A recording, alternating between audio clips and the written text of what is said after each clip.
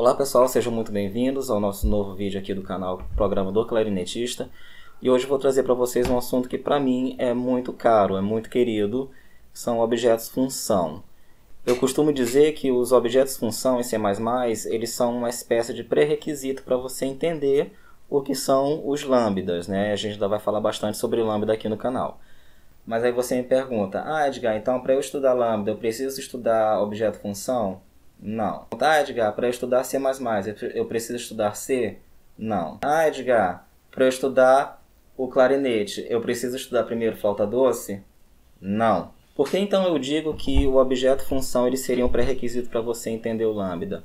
Porque o lambda ele é, na verdade, uma forma fácil de você definir um objeto função. Então você não precisa definir uma nova classe para fazer uma operação rápida somente no local, né? Aquela ideia de que lambda é uma função local, eu não gosto muito de expressar dessa maneira. Eu prefiro dizer que um lambda é uma forma fácil e rápida de você criar um objeto função sem ter todo aquele boilerplate que você precisa para criar uma classe. Tudo que a gente vai ver hoje como é que você cria um objeto função.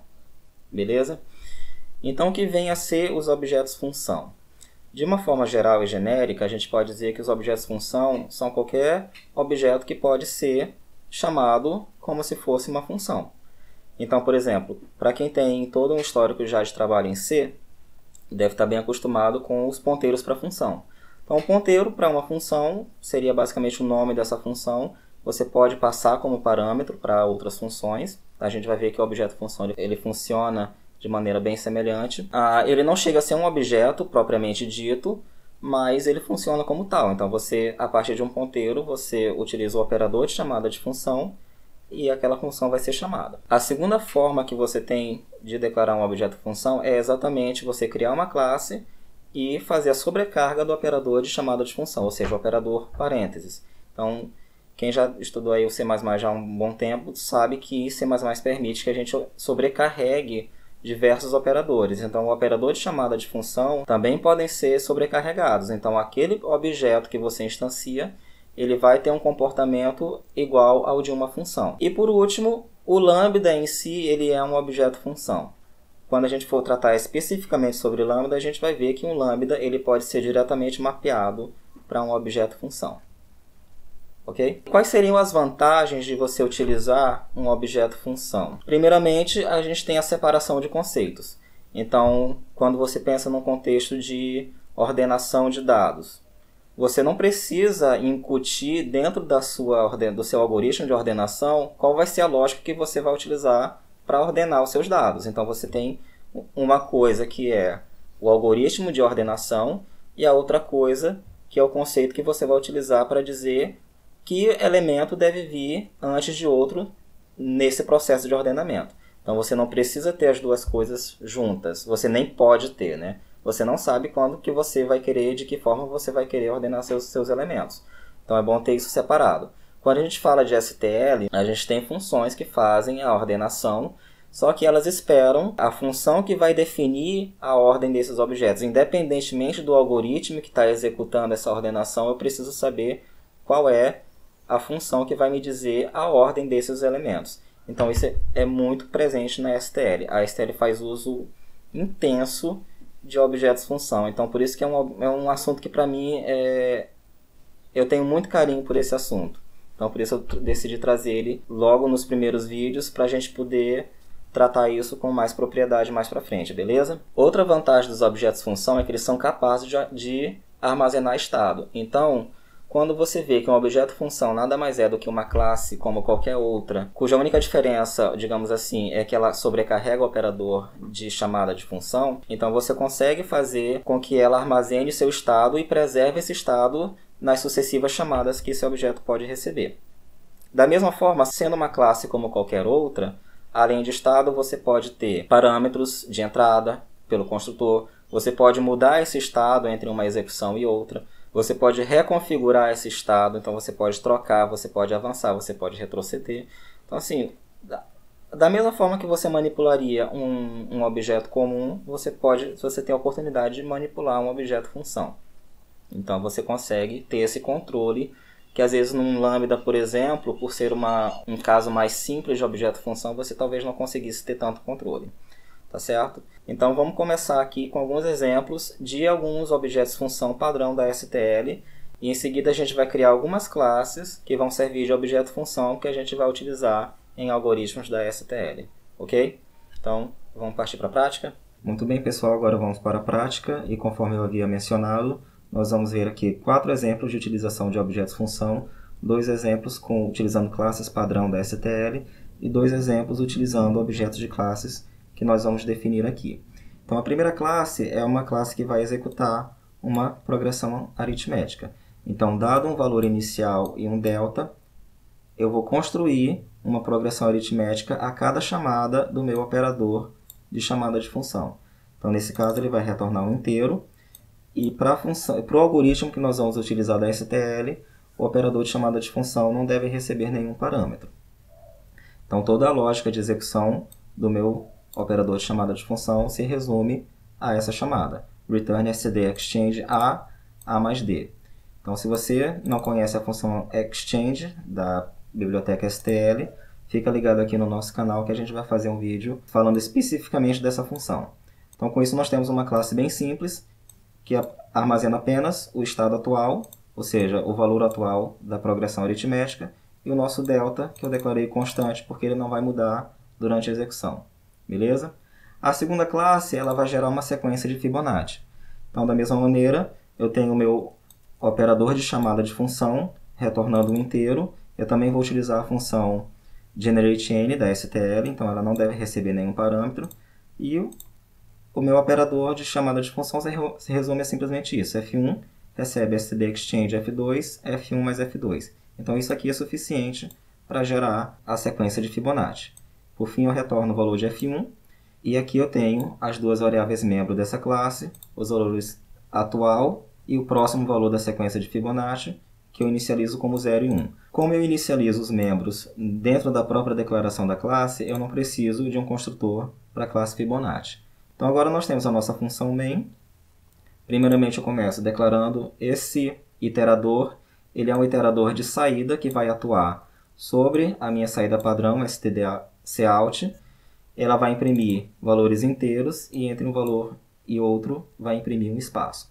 Em seguida eu declaro um vetor de inteiros com alguns valores aleatórios. E o nosso primeiro exemplo vai ser calcular o quadrado desses valores que estão aqui nesse vetor. Então, para isso eu vou utilizar a função stdTransform.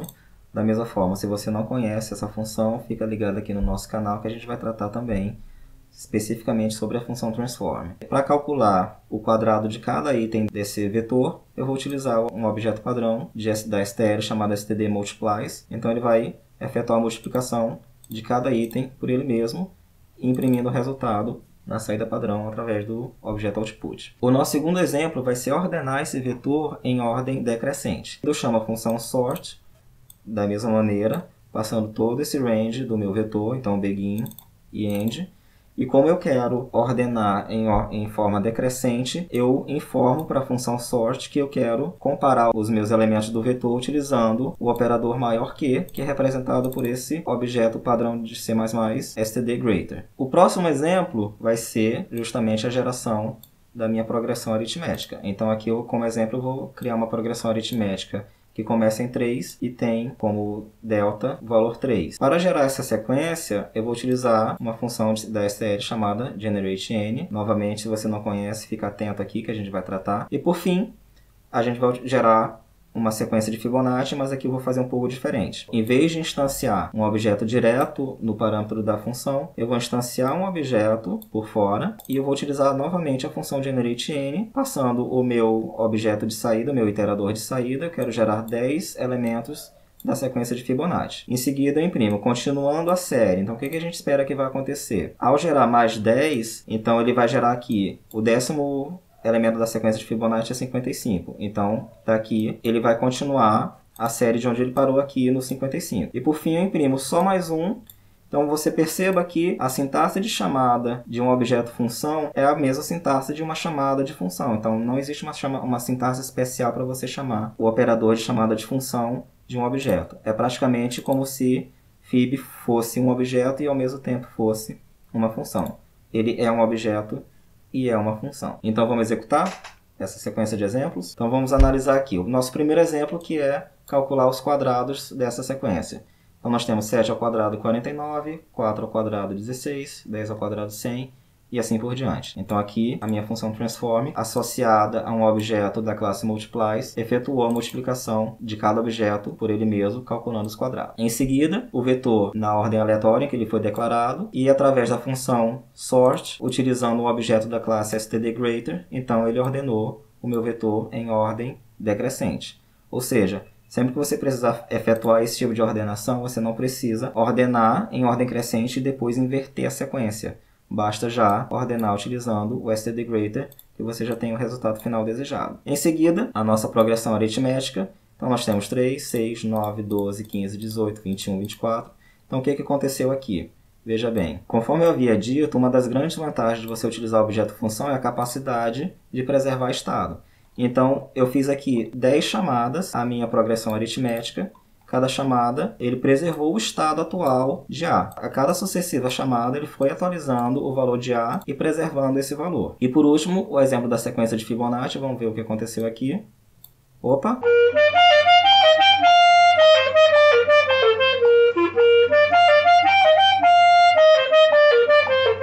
Aí você me pergunta, mas Edgar, você não tinha dito que o objeto função ele preserva o estado entre uma chamada e outra? Sim, ele preserva. Só que o que acontece aqui? Vamos consultar a documentação de GenerateN. A gente está utilizando essa versão, que é a partir de C++11. Percebendo aqui os parâmetros, nós temos o nosso iterador de saída, a quantidade de itens que a gente quer gerar e o objeto que é o gerador de dados. Então perceba aqui que não tem nenhum i comercial informando que ele vai ser passado por referência. Então ele passa uma cópia. Então o que está acontecendo aqui? Eu tenho o meu objeto que foi declarado aqui. Ao chamar GenerateN, ele passa uma cópia desse fib. Então, esse objeto externo aqui, ele fica intacto nessa chamada. A mesma coisa aqui. Copiou, permaneceu intacto. Então, quando ele sai dessa chamada, sai dessa, o objeto original ainda está intacto. Por isso que, ao imprimir só mais um, ele utilizou o estado original que estava intacto. Ou seja, o primeiro item da sequência vai ser 1. Então, como é que eu faço para preservar o estado entre uma chamada e outra? A gente vai utilizar uma função especial da STL chamada stdref. Não reconheceu, porque ele está declarado no cabeçalho functional. Então agora ele reconheceu aqui. Então o que vai acontecer? Eu estou entregando esse objeto fib para dentro de um objeto que esse objeto sim vai entregar uma referência para GenerateN. Então agora não é mais uma cópia, sim uma referência. Então o que vai acontecer? Ao chamar essas 10 vezes, esse objeto vai preservar o seu estado interno. Ao chamar as próximas 10, vai ser uma referência a esse objeto que já foi alterado. E quando eu imprimir só mais um, ele vai imprimir o 21º item da sequência. Então vamos executar novamente. Agora sim, a primeira sequência de 1 a 55. A segunda sequência continuando de onde ele parou. Então 34 mais 55, 89 e assim por diante. E o último item que eu pedi para imprimir, da mesma maneira, preservou o estado que foi alterado nessas duas chamadas. Beleza? Muito bem, estamos chegando ao fim desse vídeo. Nós falamos sobre objetos função. Então, como você vai perceber aí daqui para frente, é um assunto que é bastante utilizado, amplamente utilizado na STL. Muitas das funções que você vai utilizar da STL vão receber como parâmetro um objeto função. Seja um objeto de uma classe que sobrecarrega o operador de chamada de função, seja um lambda, seja uma função livre, seja uma função estática da classe, tudo isso pode ser utilizado.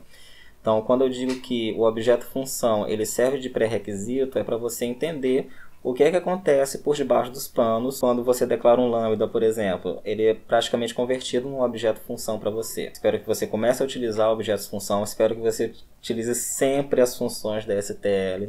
Eu sempre vou bater bastante nessa tecla porque é muito mais fácil você utilizar o que já está implementado na STL do que você sempre ter que fazer o mesmo algoritmo diversas e diversas vezes. Muitas vezes já tem aquela função pronta só para você utilizar.